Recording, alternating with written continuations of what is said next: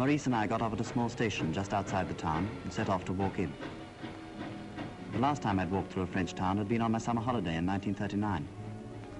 I was just thinking how completely unchanged everything was, how the cafes were just the same, and children coming out of school in their ugly little black overalls, and the priest on a bike. In fact, I was just thinking I'd really be able to spend a very pleasant holiday here, when I suddenly realized a German officer was crossing the street in front of me.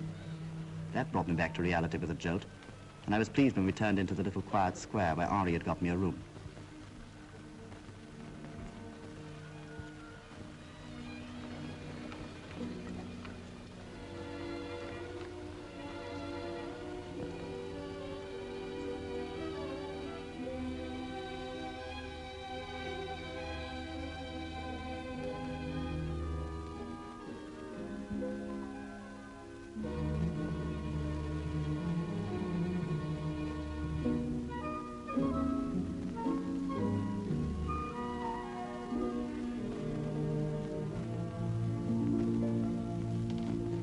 Bonjour. Bonjour.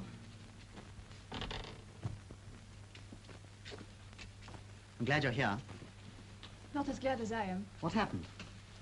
The police were searching luggage at the station. They made me open my suitcases. Gosh, what did you do? I tried sex appeal. Did it work? No, it was a complete flop. I had to open them. What about the WT set? I told them with a sweet smile it was an X-ray machine. Must have been a very sweet smile for them to swallow that. Where are the suitcases now? I left them in the cloakroom at the station. Georgette has gone back to Henri's. I fixed up a room for you the other side of the river. We shouldn't be too close together, and after the night, of course, we won't meet. My landlady's son passes your house on his way to work every day. He'll be able to take messages between us. When do I move in? This afternoon. It looked a comfortable, inconspicuous house. Of course, the landlady and her family were in the resistance movement too. It reminded me of a house near Paris, where I spent 2 happy years just before the war.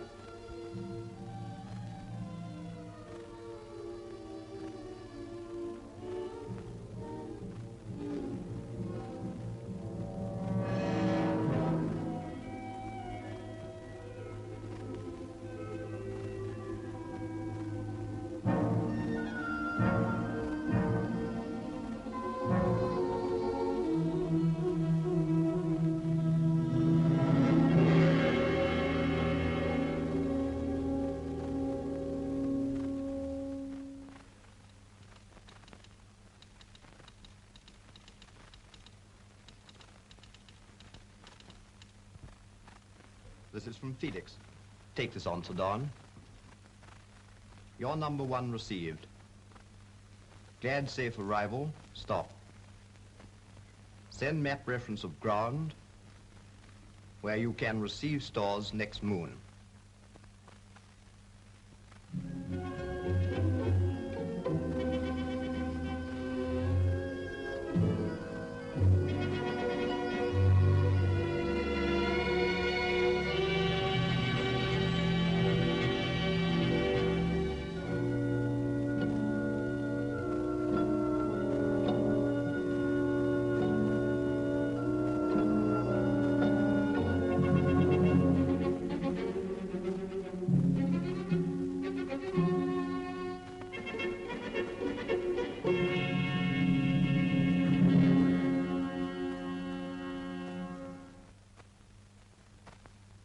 Now the real work started.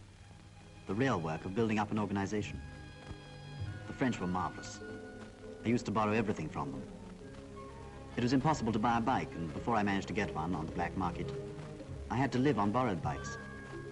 I say live on, it almost became that.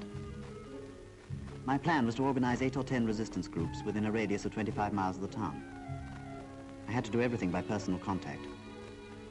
It was amazing how one good contact, a farmer, a wine merchant, a priest, led invariably to another.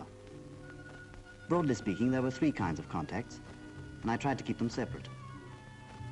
In the first group were the active ones, those I could rely on to do a job of work, sabotage or taking part in a reception committee.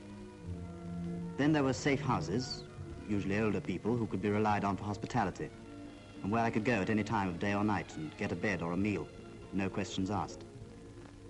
Then thirdly, there were the letterboxes.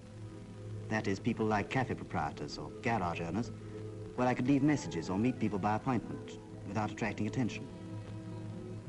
course, we couldn't use telephones. They'd be tapped. Even internal letters were censored. I had to keep a good lookout for controls on the roads and avoid them where possible.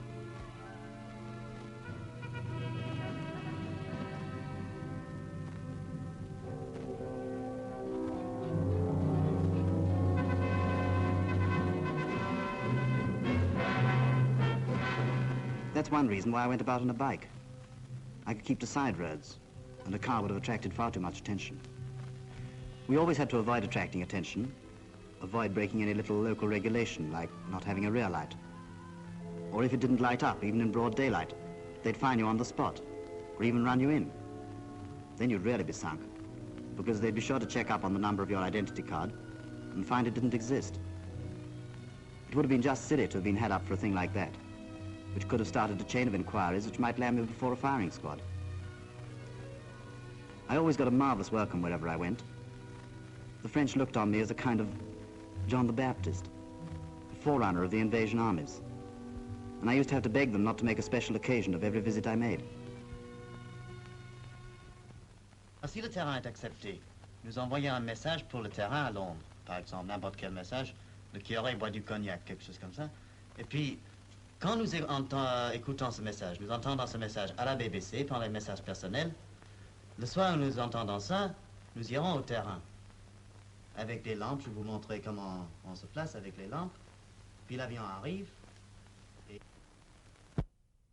So now I had to decide on a ground for my first reception.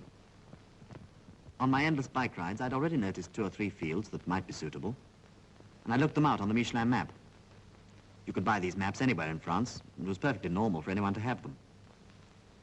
I decided, if possible, I'd get a field where the farmer would be in the know.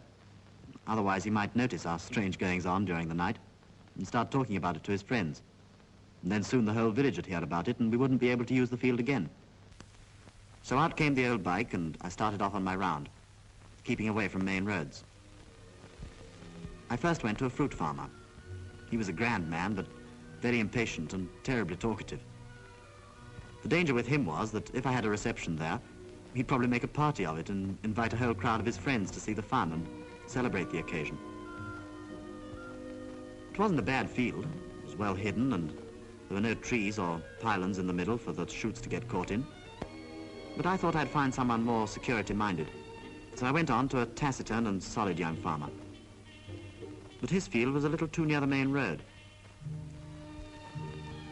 And then I remembered dear old Monsieur Pomerin. Everyone loved him, and he loved everyone, except the Germans and the Vichy'ites. He'd fought in the Morocco campaign in 1905, and loved telling old soldier stories about hairbreadth escapes from lions. I decided we'd use his field. It wasn't very wide, but it was long, and the long sides ran north and south, in the direction of the prevailing winds. When I got back, I pinpointed the field, giving the map number, longitude, and latitude.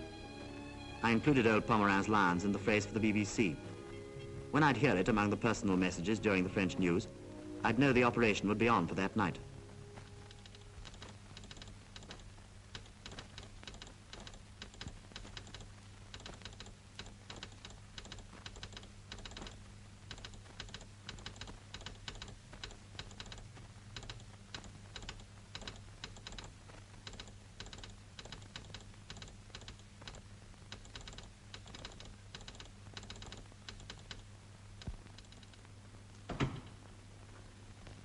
Here's Felix 1, John. 7 containers should be enough. Yes, no more. It's his first operation. Any special stores apart from Eureka and S-Phone? He has a large number of targets, so give him plenty of HE and make it a 1-star priority. In the pinpointing section, we selected a Michelin map of the same number Felix was working with in France. And then it was only a matter of a few minutes to find the point, transfer it to a large-scale map of the area, and work out the degrees of longitude and latitude. The result was very carefully vetted in consultation with the Air Ministry. There must be no doubt whatsoever as to the position of the field on the map. Was there any flak in the area? Any enemy fighter airfields in the vicinity? Would reception lights be screened by trees? If the point passed these and other tests, the ground could be accepted. An aircraft couldn't be risked on an uncertain mission.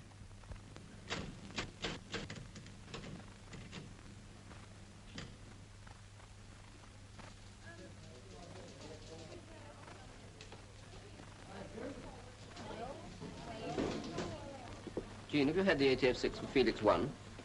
Yes, it's up on the board. How about priority? It's 1 star, you know. Is it?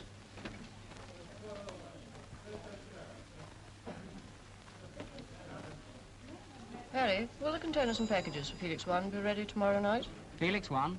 Yes, it's all tied up. There were many kinds of standard container packings, and special requests were always cropping up. Everything depended on the country to which the stores were going. We never knew the exact destination, but usually we had an idea, for instructions were put in the containers. These were printed in French or Norwegian, Dutch, Flemish, even German. We packed Brens, stems, plastic explosive, grenades, fuses, tire bursters, incendiaries, clams and limpets. These are boxes of explosive fitted with magnets, which would stick to machines or sides of ships. Corned beef, tobacco, cigarettes and chocolate. Wireless sets, as you can imagine, wanted very careful packing, though they were specially made to survive rough handling. We tried to keep up with the growing demand for containers and have a stock of standard packings in hand, but we found it very difficult. Truckloads were rolling out to the airfields day and night.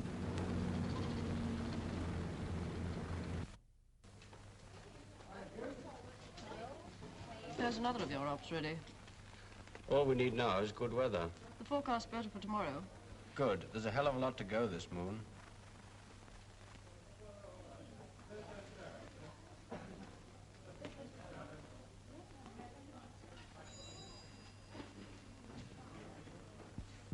Il y a la question du temps, vous savez.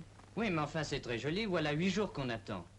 Et rien n'arrive, rien ne se passe. Le temps est magnifique ici. Ici, oui, mais en Angleterre.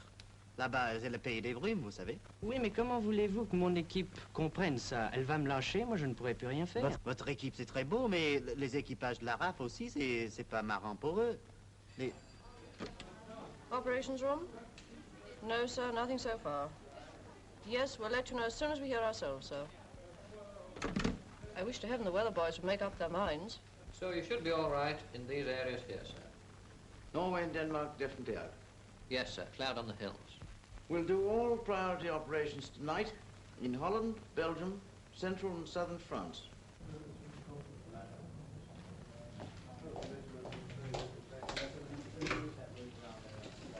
London, please. Operations room? Oh, good. Just a minute. Ops are tonight through. Remember. Liner 77. Ketch 16. Beef beer. Felix 1. Pluto 2. Pluto 5.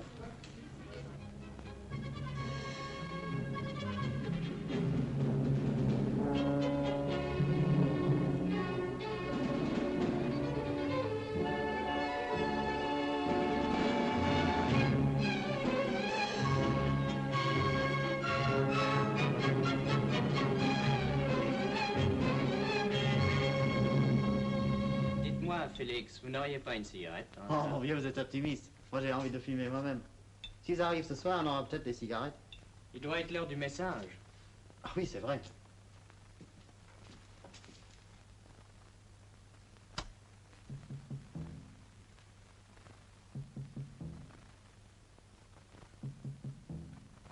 Ici, Londres. Voici notre 8e bulletin d'information au cours duquel vous entendrez quelques messages personnels. La guerre aérienne. Hier soir, la Royal Air Force a envoyé au-dessus de l'Allemagne une puissante formation de bombardiers quadrimoteurs. Pacifique. Grand raid de l'aéronaval allié sur une concentration de transports japonais. Veuillez écouter maintenant des messages personnels. Gabi, mange ta soupe, ma chérie. Nous disons, Gabi, mange ta soupe, ma chérie. Message très important pour le chef de Gaël. Attention, il va pleuvoir bougrement ce soir. Hamilcar conduit une Ford. Les lions sont terribles. Enfin, ça y est. Chic alors. Enfin, ça y est.